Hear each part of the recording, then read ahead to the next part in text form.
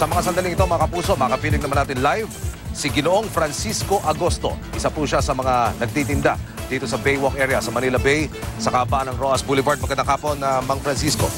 Magandang hapon man, sir. Apo, ang pag-uusapan lang natin, Ka Francisco, ngayon ay tungkol po doon sa order na ipinalabas ng Manila City Hall tungkol sa no-walk policy. Alam niyo po ba kung ano ibig sabihin ng no-walk policy nila, sir? Yun nga hindi ko alam, sir.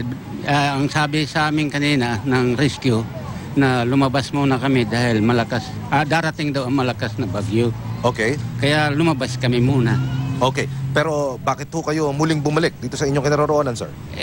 Sabi naman ng mga kasamahan namin na pwede naman daw bumalik dahil wala na daw.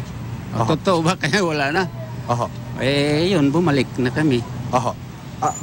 Para naman kami kumita dahil kanina wala talaga kami kita dahil wala namang tao. Pangalawa, nasa labas rin kami. Mang Francisco, hindi ho ba kayo nangangamba dahil baka yung mga posibilidad na biglang umangat yung level ng tubig at papunta ho rito sa ating kinalalagyan? Hindi ho ba kayo nangangamba sa ganung posibilidad, Mang Francisco, sir? De, sir, kung sakali mayroon magpalabas rin sa amin, sila nakakalam na ganito, atwasyon ng panahon, di lalabas rin kami. Opo. Sa inyong palagay, bilang matagal na hong nagtitinda rito, parang residente na nga ho kayo rito sa Roas Boulevard, sir. Sa inyo ho ba sapat yung pag-disseminate, ibig sabihin yung pagpapakalat ng impormasyon ng ating gobyerno, ng mga kinaukulan para ho lalong maging ligtas ang mga mamamayan, sir? Tama yan, sir.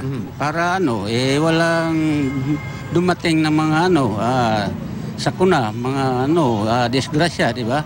Kaya sila masusunod namin. Opo.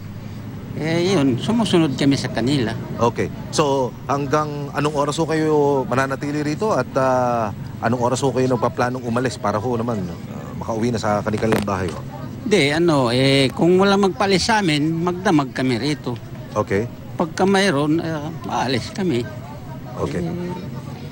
Yun lang, inaantay namin na may magbalis. Okay. Sila ang masusunod namin dahil sila nakakalam.